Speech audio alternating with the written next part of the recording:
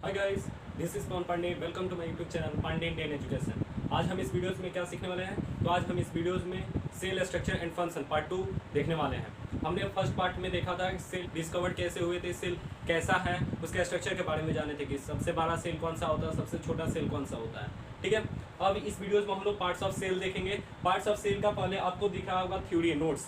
ठीक है, हमने आपको नोट्स लिखा है। आप देखे होंगे कि यूट्यूब पे होता है, सिर्फ एक ड्रॉ किया जाता है और उसको सिर्फ फंक्शन को बतला दिया जाता है। हम आपको फंक्शन नोट्स जैसा लिखे हुए हैं और फिर हम आपको जब इसको इरेज करेंगे तो एक पिक्चर बनाकर लेवल करेंगे आपको। ठीक है, ताकि आपको अच्छा से समझ में आए और ये आपको याद करना होगा, जो कि आपको एग्जाम में पूछा जा सकता है, तो आप लिख सकते हैं। ठीक है, तो हमने सेल पार्ट पढ़ा था। तो सेल जो है रॉबर्ट हुक 1665 में उसका डिस्कवर किए थे। किससे डिस्कवर किए थे? तो एक ट्रीज होता है, ट्री का हमने आपको बताया था कि ट्री ऐसा होता है, फिर जो ये ट्रंक होता है तो ऊपर से जो फट जाता है, ऊपर का जो निकलता है, ठीक है, तो उसको हम लोग कर्क कहते हैं, बार्क ऑफ कर्क। ठीक है, और जब उसको माइक्रोस्कोप के अंदर देखे तो वो छोटा छोटा कंपार्टमेंट जैसा दिखा था, लिटिल रूम। ठीक है, तो उसको हम लोग बाद में सेल नाम दे दिए। सेल जो होता है तो हम लोग अपनी आंखों से नहीं देख सकते, जैसे कि वो अपना खोज के थे तो माइक्रोस्कोपिक था, मतलब सूक्ष्मदर्शी था। ठीक है, माइक्रोस्कोप की मदद से देखे थे। और सेल जो होता है तो डिफरेंट शेप में होता है, उसका सेल का काम अलग अलग है। जैसे कि कोई सेल है स्पर्म सेल है, व्हाइट ब्लड सेल है, रेड ब्लड सेल है, तो इसका अलग अलग काम है। ठीक है, जैसे कि सेल दो भाग में है, यूकैरियोटिक सेल और प्रोकैरियोटिक सेल। ठीक है, तो प्रोकैरियोटिक सेल और यूकैरियोटिक सेल में क्या डिफरेंस है, इसको हम नेक्स्ट पार्ट यानी थर्ड पार्ट में पढ़ेंगे। और यूनिसेलुलर और मल्टी सेलुलर, जिस सेल में जिस ऑर्गेनिज्म में सिर्फ वन सिंगल सेल होगा, यूनिट सेल होगा, उसको हम लोग यूनिसेलुलर ऑर्गेनिज्म कहते हैं। सोचिए अगर एक सेल है तो उसको काम स्वयं करना होगा, मतलब जैसे कि एक्सक्रीशन, रिप्रोडक्शन, फूड वगैरह जो भी काम करना है, सर्कुलेशन, ये सब उसको एक ही सेल को करना होगा। मल्टी सेलुलर ऑर्गेनिज्म मतलब जिसमें पूरा सेल होता है, मेनी सेलुलर्स होता है। ठीक है, मल्टी सेल्स होते हैं, तो उसको हम लोग मल्टी सेलुलर ऑर्गेनिज्म कहते हैं, जिनका अलग अलग स्पेशल वर्क होता है। जैसे कि कुछ सेल हो गए तो एक्सक्रीशन के काम करते हैं, कुछ रेस्पिरेशन, कुछ एक्सक्रीशन, ठीक है, रिप्रोडक्शन, ये अलग अलग काम है। तो मल्टी सेलुलर और यूनिसेलुलर के बारे में हमने फर्स्ट पार्ट में पढ़ा था। अब इस पार्ट में हम लोग पार्ट 2 पार्ट्स ऑफ सेल पढ़ेंगे। ठीक है, हमने उस वीडियो में आपको बताया कि पार्ट्स ऑफ सेल यानी सेल का 3 मेन पार्ट्स होते हैं। कौन कौन से? तो साइटोप्लाज्म, सेल मेम्ब्रेन और न्यूक्लियस। ठीक है, उसमें हमने आपको लेवल भी किया था और अब हम उसका डिफिनीशन पढ़ेंगे, उसका नोट्स पढ़ेंगे, फंक्शन पढ़ेंगे। ठीक है, तो बिना टाइम वेस्ट किए हुए हम वीडियोस को स्टार्ट करते हैं। फर्स्ट आता है हमारा सेल मेम्ब्रेन। ठीक है, तो सेल मेम्ब्रेन कौन सा होता है? जैसे कि हमने आपको बताया था कि ये हमारा सेल हुआ। ठीक है, सेल हुआ, हमने एक स्फेरिकल ओवल के शेप में बनाया, ऐसा सेल नहीं होता है, समझने के लिए बस। ठीक है, ये सेल हुआ, सेल के अंदर जेली लाइक स्ट्रक्चर होता है, उसको हम लोग साइटोप्लाज्म कहते हैं। ठीक है, और जो सेंटर में होता है एक स्फेरिकल शेप में, उसको हम लोग न्यूक्लियस कहते हैं। ठीक है, तो न्यूक्लियस का काम क्या है, न्यूक्लियस किसे कहते हैं, ठीक है, उसको हम लोग इस वीडियोस में पढ़ेंगे। ये हमारा साइटोप्लाज्म होता है, ठीक है, जिसको हम लोग सेल मेम्ब्रेन कहते हैं, और ये हमारा न्यूक्लियस हुआ। ये 3 मेन पार्ट्स होते हैं सेल का। ठीक है, और इनका काम भी अलग अलग है। तो सबसे पहले हम लोग पढ़ेंगे सेल मेम्ब्रेन, क्योंकि सबसे बाहरी ये है। ठीक है, तो सेल मेम्ब्रेन कहता है हमारा this is basic component of cell that includes cytoplasm and nucleus and give shape to the cell. Cell जो होता है उसको शेप देने का काम सेल मेम्ब्रेन का होता है। ये बेसिक कंपोनेंट होता है सेल का। ठीक है, जो साइटोप्लाज्म और न्यूक्लियस को बंद करके रखता है। जैसे कि ये सेल मेम्ब्रेन है, तो सेल मेम्ब्रेन क्या है, आउटर साइड में है, अंदर में क्या है, जेली लाइक स्ट्रक्चर है, जिसको हम लोग साइटोप्लाज्म कहते हैं, और साइटोप्लाज्म के अंदर हमारा न्यूक्लियस होता है। ठीक है, तो इसको अंदर रखता है। It separate the cell from each other, ये दूसरे सेल से क्या करता है, अलग रखता है इसको। It is porous in nature, nature में पोरस होता है, to allow transport of substance in and out, जिसके मदद से अंदर चीज बाहर भी आ सकता है और बाहर की चीज अंदर। जैसे कि प्रोटीन होता है, फैट्स वगैरह है, तो उसको चैनल की मदद से, जैसे सेकेंड क्लास में आप लोग आगे जाएंगे तो पढ़ेंगे, यहाँ पे चैनल होता है हमारा, जिसके मदद से हमारा प्रोटीन आउटसाइड, अंदर और इनसाइड करता है। ठीक है, the plants of an additional thick outer layer, और प्लांट जो होता है उसके पास एक एडिशनल थिक आउटर लेयर होता है। जैसे कि हमने बताया आपको कि प्लांट है यानी ट्री है। ठीक है, तो ट्री में जो एक सेल मेम्ब्रेन जो होता है, सेल मेम्ब्रेन दोनों में होता है। ठीक है, यूकैरियोटिक में भी होता है, प्रोकैरियोटिक में भी होता है, लेकिन सेल वाल जो होता है हमारा प्लांट सेल में लग जाता है। सेल वाल का काम क्या है, एडिशनल थिक आउटर लेयर करता है, मतलब कि प्लांट सेल का जो आउटर लेयर होता है उसको मजबूत करता है, मोटापा देता है, उसको हम लोग सेल वाल कहते हैं। ठीक है, सेल वाल जो होता है हमारा ह्यूमन में नहीं होता है, प्लांट्स में होता है सेल वाल। ठीक है, सेल वाल जो होता है तो पॉलीसेकेराइड से बना होता है, peptidoglycan. Cytoplasm the jelly like substance which is present between the plasma membrane. Plasma membrane हम लोग सेल मेम्ब्रेन को ही कहते हैं। देखिए हमने यहाँ पे सेल मेम्ब्रेन इसलिए नहीं लिखा था ताकि आपको दो वर्ड बताना था, ठीक है। अगर आपसे एग्जाम में पूछा जाए व्हाट इज प्लाज्मा मेम्ब्रेन और सेल मेम्ब्रेन आपने पढ़ा है, ठीक है, तो आपको प्लाज्मा मेम्ब्रेन अगर किताब में नहीं दिया है या टीचर नहीं बतलाए हैं तो आपको परेशानी हो सकता है। आप सोच में पड़ जाएंगे कि प्लाज्मा मेम्ब्रेन क्या होता है, इसलिए हमने यहाँ पे सेल मेम्ब्रेन के बदले प्लाज्मा मेम्ब्रेन का प्रयोग किया है, ठीक है। तो साइटोप्लाज्म जेली लाइक सब्सटेंस होता है जिसकी प्लाज्मा मेम्ब्रेन में, प्लाज्मा मेम्ब्रेन यानी सेल मेम्ब्रेन, जैसे कि हमने यहाँ बताया सेल मेम्ब्रेन बाहर साइड, साइटोप्लाज्म अंदर है, ठीक है। तो साइटोप्लाज्म किसके अंदर आता है, तो प्लाज्मा मेम्ब्रेन यानी कि सेल के, and the nucleus is called cytoplasm. और न्यूक्लियस किसके अंदर है, तो साइटोप्लाज्म के अंदर है, यानी कि सेल मेम्ब्रेन बाहर, फिर अंदर साइटोप्लाज्म, और साइटोप्लाज्म के अंदर होता है हमारा न्यूक्लियस, ठीक है। There are various other component present in cytoplasm called organelles. जैसे कि ये सेल है, सेल के अंदर यानी सेल मेम्ब्रेन के अंदर साइटोप्लाज्म है। साइटोप्लाज्म जेली लाइक सब्सटेंस होता है, इसके अंदर हम देखेंगे तो endoplasmic reticulum, vacuoles, plastid, mitochondria, chloroplast, plastid, बहुत से और कंपोनेंट होता है जिसको हम लोग क्या कहते हैं, ऑर्गेनेल्स कहते हैं, ठीक है। तो अगर आपसे पूछा जो व्हाट इज ऑर्गेनेल्स तो आप कह सकते हैं यानी कि various other component except nucleus, या न्यूक्लियस को भी कह सकते हैं, various other component present in jelly like substance in cytoplasm is called organelles, ठीक है। यानी कि साइटोप्लाज्म के अंदर जो भी कंपोनेंट पाए जाते हैं उसको हम लोग ऑर्गेनेल्स कहते हैं, जैसे कि ribosome, vacuole, plastid, endoplasmic reticulum, ER मतलब इंडोप्लाज्मिक रेटिकुलम, इसका क्या काम है हम पढ़ेंगे, lysosome, chromosome, Golgi body, mitochondria, ठीक है। इन सब को हम लोग वीडियोस में पढ़ेंगे। न्यूक्लियस जो होता है हमारा थर्ड मेन पार्ट्स होता है, this is dense spherical component that is present in centre of cell. हमने आपको क्या बताया, सेल होता है, सेल के सेंटर में क्या होता है हमारा न्यूक्लियस होता है, ठीक है। This is most important part of living cell, living cell का सबसे मेन पार्ट होता है, as it control all the activities of cell. ये इसका काम क्या होता है, जो भी हम एक्टिविटीज करते हैं ये न्यूक्लियस की मदद से ही करते हैं। क्यों, क्योंकि न्यूक्लियस जो होता है ये न्यूक्लियस है, और न्यूक्लियस के अंदर हमारा थ्रेड लाइक स्ट्रक्चर होता है, यानी डबल स्ट्रेड लाइक स्ट्रक्चर होता है जिसको हम लोग डीएनए कहते हैं, ठीक है। और डीएनए जो होता है हमारा इन्फॉर्मेशन स्टोर करके रखता है, यानी कि जो हेरिडिटी है मतलब पेरेंट्स है, पेरेंट्स के पेरेंट्स, इन लोग का सबका डीएनए वो उसमें मिला रहता है, तो वो लोग का क्या काम था वो हमारे इन्फॉर्मेशन स्टोर करके रखा है, और वही हम लोग के अंदर जो सेल होता है तो उसी काम को करता है, ठीक है। यानी कि जैसे ब्रेन हुआ, ब्रेन को हम लोग बता चुके हैं कि ऐसा काम करना है, ठीक है, या कंप्यूटर में है तो कंप्यूटर में ये काम फंक्शन है आइकन का, डेस्कटॉप का, कि इसका ये काम है, तो उसी प्रकार न्यूक्लियस का भी काम है। तो न्यूक्लियस के अंदर डीएनए होता है, डीएनए को जो ऐसा इन्फॉर्मेशन स्टोर होता है वैसे ही हमारा न्यूक्लियस काम करता है। It also contain thread like structure called chromosome, इसको हम लोग डीएनए या क्रोमोसोम कहते हैं। क्रोमोसोम के अंदर ये डीएनए आरएनए आता है, ठीक है, which carry the hereditary material in the genes, अभी हमने आपको बतलाया, ठीक है, जो मतलब एक पीढ़ी से दूसरे पीढ़ी में जाता है उसको हमने हेरिडिटरी कहते हैं। Nuclear membrane, the nucleus of a cell is separated from the cytoplasm by a porous membrane called nuclear membrane. जैसे कि स्पेशल में यहाँ आपको न्यूक्लियस बनाकर हम दिखलाते हैं, ठीक है।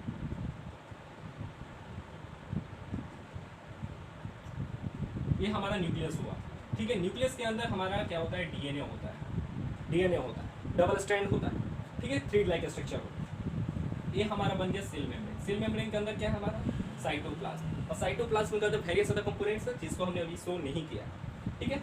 और ये हमारा न्यूक्लियस हुआ, तो जो ये बाहर का लेयर दिख रहा है इसको हम लोग बोलते हैं न्यूक्लियर मेम्ब्रेन। क्या बोलते हैं, न्यूक्लियर मेम्ब्रेन, ठीक है। वही हमने यहाँ कहा है the nucleus of cell is separated from cytoplasm, cytoplasm से जैसे कि हम समझिए ये स्किन है, ठीक है, तो स्किन और पानी हम जब गिराते हैं तो क्या हमारे बॉन पे पानी लगता है, नहीं, हमारे स्किन पे पानी लगता है। उसी प्रकार है जो न्यूक्लियर मेम्ब्रेन है तो वही साइटोप्लाज्म से हमको सेपरेट रखता है, ठीक है, बाय ये porous membrane called nuclear membrane. एक पोरस मेम्ब्रेन होता है जिसको हम लोग न्यूक्लियर मेम्ब्रेन कहते हैं, which function to transport substance between cytoplasm and nucleus, ठीक है। जैसे कि अब साइटोप्लाज्म से जो हमको लेना होगा न्यूक्लियस के लिए अंदर इसी मदद से लेते हैं और इधर से हम लोग छोड़ते हैं, ठीक है।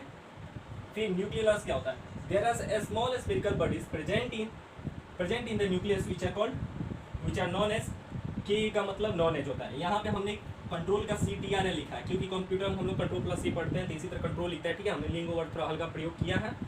तो जो हमारा अंदर के जो स्फेरिकल शेप है इसको हम लोग क्या कहते हैं, न्यूक्लियस कहते हैं। स्मॉल शेप होता है, ठीक है। सेल वाल इसके बाहर होता है जो रिजिड होता है। कैसा होता है, रिजिड मतलब हार्ड होता है, ठीक है। एक परमिएबल होता है यानी कि लचीला होता है, जिसका हमने फर्स्ट पार्ट में आपको एक्सप्लेन भी किया था कि कैसे सेल मेम्ब्रेन होता है। सेल वाल एकदम मजबूत होता है, ठीक है, थिक लेयर होता है, रिजिड होता है। The in plants and extra protective covering of polysaccharide cellulose is present, ठीक है, मतलब प्लांट सेल में एक एक्स्ट्रा कवरिंग लेयर बन जाता है, ठीक है। Plant protects the plant from environmental variation. जैसे कि पर्यावरण है तो पर्यावरण में हमारा एक जैसा मौसम नहीं रहता है, ठीक है। पर्यावरण में एक जैसा मौसम नहीं रहता, कभी ऐसा होता है कि मानसून रहता है, कभी एकदम ठंडा, कभी एकदम गर्मी, कभी ऐसा होता है कि धूप ही नहीं आता, एकदम छाया, मतलब बरसात का मौसम बाढ़ जैसा आ जाता है, ठीक है। तो इसको हमारा वेरिएशन यानी कि इन्वायरमेंटल वेरिएशन के लिए सेल वाल जो है उसको ठीक रखता है, ठीक है। मतलब पर्यावरण का जो वेरिएशन है वो मतलब परिवर्तन होता है उससे बचा कर रखता है हमारा सेल वाल, ठीक है। तो सेल वाल हमारे लिए इंपॉर्टेंट है। जैसे कि क्लास 10th में आपने पढ़ा होगा, क्लास 10th में अभी पढ़े नहीं होंगे, जैसे कि हमने अभी चैप्टर जो पढ़ाना है क्लास 8 का है, ठीक है। तो अब जब क्लास 10th में पढ़ेंगे तो क्लास 10th में एक चैप्टर है इंपॉर्टेंस ऑफ हेरिडिटी, ठीक है। तो उसमें जब पढ़ेंगे हेरिडिटी एंड रेवोल्यूशन तो उसमें बतलाएं कि वेरिएशन का मतलब क्या है। जैसे कि अब मान चलिए अभी के जो हम लोग जीव हैं तो हम लोग को तो हल्का सा धूप सह जा रहा है, पहले के लोग था तो ज़्यादा धूप को ले लेते थे, लेकिन फिर भी हम लोग को नहीं होता था। जैसे जैसे चेंजिंग हो रहा है इन्वायरमेंट में, जैसे कि पहले उतना धूप वगैरह नहीं था क्योंकि पेड़ वगैरह थे, अभी लोग काट काट कर जनसंख्या जैसे बढ़ रहा है पेड़ को काट रहे हैं, गर्मी बढ़ रहा है, ठीक है। तो इससे क्या हो रहा है, हम लोग को परेशानी हो रहा है। उसी प्रकार अब हम लोग के किसी में वेरिएशन हो रहा है, अब हमारे में जो वेरिएशन है कोई हमारे से बेहतर वेरिएशन अगले में हो तो आदमी ज़्यादा जीवित रह सकता है, ज़्यादा दिन तक चल सकता है और हम जल्दी खत्म हो जाएंगे, ठीक है। तो इसी को वेरिएशन कहते हैं, मतलब थोड़ा परिवर्तन, ठीक है। तो एक हमारा parts of cell 3 main parts होते हैं, क्या क्या, cell membrane, cytoplasm, nucleus, nuclear membrane, nucleus का मेम्ब्रेन है। सेल वाल हमारा outer layer of cell membrane, ठीक है। ग्लाइकोकैलिक्स ये बना होता है, ठीक है। इसको क्लास 10th में जब जाएंगे तो अच्छा से पढ़ेंगे, क्लास 11th में ये था हल्का इंपॉर्टेंट। अब पढ़ते हैं हम जैसे कि ribosome, vacuole, plastid, ER, lysosome, chromosome, Golgi body, mitochondrias क्या होते हैं इसको हम पढ़ते हैं, ठीक है। हमने मेन पार्ट्स, सेल का मेन पार्ट्स अभी पढ़े, साइटोप्लाज्म, सेल मेम्ब्रेन और न्यूक्लियस, ठीक है। अब जो साइटोप्लाज्म के अंदर होते हैं, जैसे हमने बोला कि various components are present in cytoplasm which are called organelles. Now we studies about these organelles. Okay. First of all, chromosome. What is chromosome? तो क्रोमोसोम क्या होता है? These are structures that carry genes and play an important role in inheritance. जैसे कि हमने आपको यहाँ पर बताया कि सेल हुआ हमारा, सेल के बाहर जो एक लेयर होता है जो सिर्फ प्लांट्स में होता है जिसको हम लोग सेल वाल कहते हैं, ठीक है। सेल वाल ये हमारा रिजिड होता है, मतलब कि हार्ड स्ट्रक्चर होता है, थिक आउटर लेयर होता है जो प्लांट को इन्वायरमेंटल वेरिएशन से सेफ रखता है, प्रोटेक्ट करता है। इसको हम लोग सेल मेम्ब्रेन कहते हैं, ठीक है, जो फोस्फोलिपिड से बना होता है। सेल मेम्ब्रेन के अंदर जेली लाइक सब्सटेंस होता है जिसको हम लोग क्या कहते हैं, साइटोप्लाज्म। और साइटोप्लाज्म के बीच में होता है हमारा न्यूक्लियस, ठीक है। न्यूक्लियस के अंदर क्या होता है, क्रोमोसोम। हमने इसके अंदर क्या न्यूक्लियर मेम्ब्रेन, न्यूक्लियस के बारे में पढ़ चुके हैं, ठीक है। अब इसी में आता है हमारा माइटोकॉन्ड्रिया, गोल्गी बॉडीज, ठीक है। न्यूक्लियस से सटा हुआ इस तरह बना होता है पैरेलल में, जिसको हम लोग ईआर कहते हैं, इंडोप्लाज्मिक रेटिकुलम, ठीक है। प्लास्टिड हमारा किनारा साइड्स में होते हैं जिसको अभी हम पढ़ने वाले हैं, ठीक है। तो क्रोमोसोम हमारे इसमें होता है जो डीएनए कंट्रोल, हमने बताया आपको double strand thread like structure होता है जिसको डीएनए कहते हैं। तो क्रोमोसोम यहाँ पर पढ़ना है।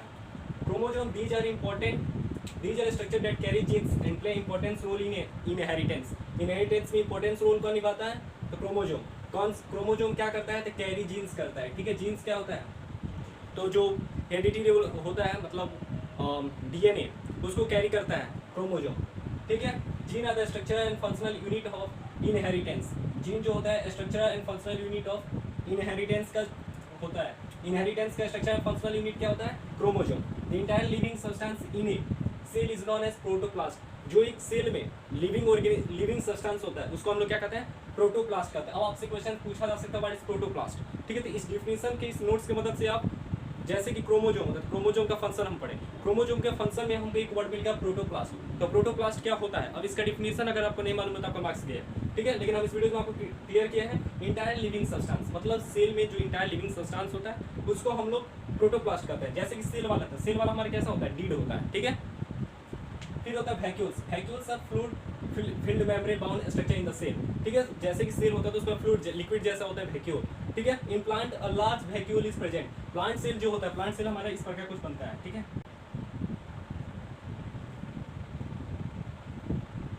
आगे हम लोग प्लांट सेल, एनिमल सेल के बारे में जब पढ़ेंगे तो अच्छा से उसके बारे में जानेंगे। इसमें हमारा एक सिंगल वैक्यूल होता है बड़ा सा, ठीक है, जो फ्लूइड यहाँ पे फ्लूइड फिल्ड मेम्ब्रेन होता है, ठीक है। In plant a large vacuole is present. Plant में कैसा प्रेजेंट होता है, लार्ज, ठीक है। The membrane of vacuole is known as tonoplast. Tonoplast किसको कहते हैं, तो वैक्यूल का जो मेम्ब्रेन होता है उसको हम लोग टोनोप्लास्ट कहते हैं। This membrane includes a fluid called cell sap. एक जैसे कि साइटोप्लाज्म को इंक्लोज कौन करता है, सेल मेम्ब्रेन। तो उसी तरह वैक्यूल्स का जो मेम्ब्रेन होता है सेल सेप को इंक्लोज करता है। प्लास्टिड प्रेजेंट, अब यहाँ से आपको थोड़ा डिफिनेशन में कट किए हुए, ठीक है, मतलब कि ज़्यादा लिखना पड़ता, इसलिए हमने आपको सिर्फ कीवर्ड्स दिया, आपको सेंटेंस में सजाना होगा, ठीक है। जैसे कि प्लास्टिड, तो प्लास्टिड किसको कहते हैं? Present only in plant cells. Plastid जो होता है प्लांट सेल में सिर्फ पाया जाता है, ठीक है। Contain green colour pigment called chlorophyll. आप जानते हैं कि पेड़ का पत्ता जो होता है हरा होता है। हरा क्यों होता है? क्योंकि उसमें क्लोरोफिल एक पिगमेंट पाया जाता है, ठीक है। जैसे कि हमारा ब्लड रेड क्यों होता है? हमारे पास हेमोग्लोबिन होता है। तो contain green colour pigment called chlorophyll that give green colour to leaf, जो पत्ता को हरा रंग देता है, ठीक है। Chloroplast tap solar energy to utilise this energy to manufacture food for the plant, ठीक है। उसमें क्लोरोप्लास्ट होता है, तो क्लोरोप्लास्ट का काम क्या है? सोलर एनर्जी उसको ट्रैप्स करता है, ठीक है, उसके लाइट को लेता है और फिर मैन्युफैक्चर करता है किसका? फूड का, प्लांट के लिए, ठीक है, फॉर द प्लांट। फिर आता है ल्यूकोप्लास्ट एंड क्रोमोप्लास्ट। प्लास्टिड दो पार्ट्स में भागे होते हैं, ल्यूकोप्लास्ट एंड क्रोमोप्लास्ट। ल्यूकोप्लास्ट जो होता है कलरलेस होता है, ठीक है, यूज्ड टू स्टोर फूड। अब जो ल्यूकोप्लास्ट होता है तो कलरलेस होता है और फूड को स्टोर करके रखता है, ठीक है। जैसे कि अब क्रोमोप्लास्ट है, क्रोमोप्लास्ट और प्लास्टिड कंटेन पिगमेंट, और क्रोमोप्लास्ट जो है एक प्लास्टिड है जो कंटेन पिगमेंट को कंटेन करके रखते हैं, यानी कि इसके पास क्लोरोफिल पिगमेंट रहता है, ठीक है। फिर आता है lysosome, membrane bound structure that holds variety of enzyme involve in digestion of carbohydrate, protein, fats and nucleic acid, ठीक है। लाइसोसोम क्या है? एक मेम्ब्रेन बाउंड स्ट्रक्चर है जो वैरायटी ऑफ एंजाइम को होल्ड पकड़ के रखता है, और उससे क्या होता है? Involve in digestion of carbohydrate, protein, fats, lipids and nucleic acid, इसको डाइजेशन करने में इन्वॉल्व किया जाता है, ठीक है। Mitochondria double membrane bound structure होता है। माइटोकॉन्ड्रिया क्या है? डबल बाउंड स्ट्रक्चर है, ठीक है। Inner membrane of mitochondria is deeply folded in cristae cristae increases the surface in organelles. Cristae जो होता है मतलब अंदर का जो मेम्ब्रेन होता है उसको क्रिस्टाई है, इसका काम क्या है? तो ऑर्गेनल्स का स्पेस को क्या करते हैं? इंक्रीज करते हैं। यहाँ पे आप स्पष्ट रूप से cristae increase the surface in organelle. Organelle किसको कहते हैं? जो साइटोप्लाज्म में पाए जाते हैं अदर कंपोनेंट, उसको हम लोग ऑर्गेनल्स कहते हैं, ठीक है। Site of cellular respiration hence known as power house of cell. Mitochondria को हम लोग पावर हाउस ऑफ सेल कहते हैं, क्यों? क्योंकि सेलुलर रिस्पायरेशन करता है, साइट ऑफ सेलुलर रिस्पायरेशन है, ठीक है। फिर they have on circular DNA, इसके पास अपना डीएनए होता है, day divide by fission, fission की मदद से डिवाइड होता है, ठीक है। फिर ईआर क्या होता है? Endoplasmic reticulum, raw smooth. जैसे कि इंडोप्लाज्मिक रेटिकुलम होता है, जैसे कि हमने यहाँ पे सेल बताया, ठीक है। तो अगर हमारा रेटिकुलम है, अगर इस स्ट्रक्चर में मतलब कि न्यूक्लियस हुआ और न्यूक्लियस के साथ इस स्ट्रक्चर में अगर डिवाइड होता है और इस पे राइबोसोम होता है, तो इसको हम लोग, अगर राइबोसोम होता है इस इंडोप्लाज्मिक रेटिकुलम पे, तो हम इसको रॉफ इंडोप्लाज्मिक रेटिकुलम कहते हैं, ठीक है। और अगर सिंपल में इस स्ट्रक्चर में होता है, इस पे कोई भी राइबोसोम नहीं होता है, इसको हम लोग स्मूथ इंडोप्लाज्मिक रेटिकुलम कहते हैं। और फिर इंडोप्लाज्मिक रॉफ रेटिकुलम क्या होता है? रॉफ इंडोप्लाज्मिक रेटिकुलम क्या काम करता है? तो important for synthesis of protein. जैसे कि राइबोसोम का काम क्या है? राइबोसोम जो है हमारा प्रोटीन को बनाता है, ठीक है। तो उसी तरह रॉफ इंडोप्लाज्मिक रेटिकुलम में क्या होता है? हमारा राइबोसोम होता है, जो हमारे प्रोटीन को सिंथेसिस करने में मदद करता है। फिर smooth endoplasmic reticulum acts as a storage organelles, helps in fat synthesis, और स्मूथ जो है हमारा फैट सिंथेसिस करने में मदद करता है। फिर आता है हमारा गोल्गी एपर्टस। गोल्गी एपर्टस जो होता है इस स्ट्रक्चर में बना होता है, जैसे कि इंडोप्लाज्मिक रेटिकुलम इसी के स्ट्रक्चर से वो बना होता है, ठीक है। जैसे कि हमारे इंडोप्लाज्मिक रेटिकुलम के तीन होते हैं, एक इस तरह का स्ट्रक्चर होगा, जैसे कि अभी हमने आपको बताया इस तरह का होता है, हम लोग इसको ट्यूब्यूल कहते हैं, ट्यूब्यूल। अगर इस तरह का स्ट्रक्चर होता है जिसको हम लोग वेसिकल कहते हैं, और अगर इस तरह का होता है क्रिस्टेनिक कहते हैं, ठीक है। तीन मदद से बनता है, और इसी से हम लोग गोल्गी बॉडीज बनता है। गोल्गी बॉडीज पैरेलल और फिर वेसिकल के मदद से बनता है, ठीक है।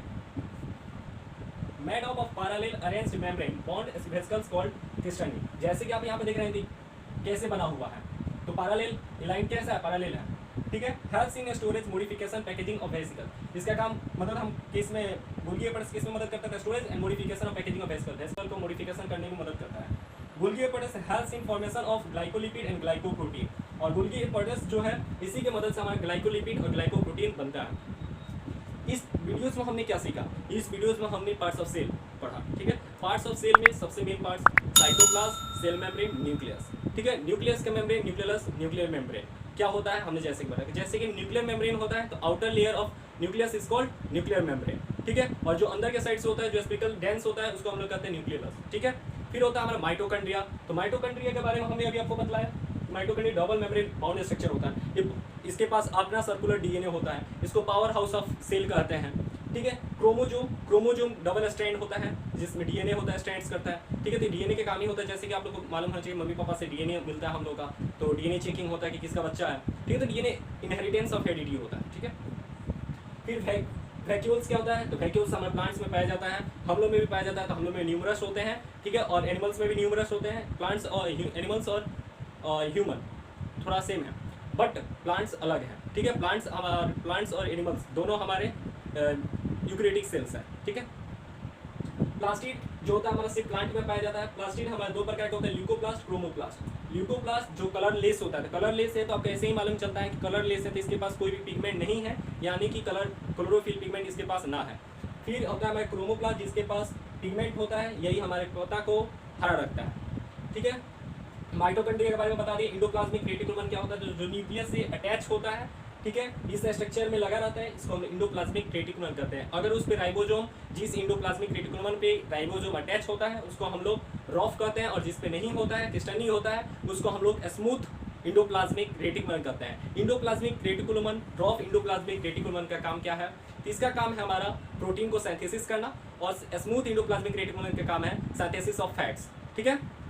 जैसे कि यहाँ पे हमने लिखा है फैट सिंथेसिस, ठीक है। गोल्गी एपिसोड्स क्या होता है, तो पैरेलल अरेंज होता है, वेसिकल से बना होता है, इसका काम है ग्लाइकोलिपिड और ग्लाइकोप्रोटीन को बनाना, ठीक है। तो यहाँ पे हमारा वीडियोस कंप्लीट होता है। आशा करते हैं कि इस वीडियोस में बताए गए सभी पॉइंट्स आपको क्लियर हुए होंगे, ठीक है। तो अगले वीडियोस में मिलते हैं फिर से, तब तक के लिए stay safe, stay at home.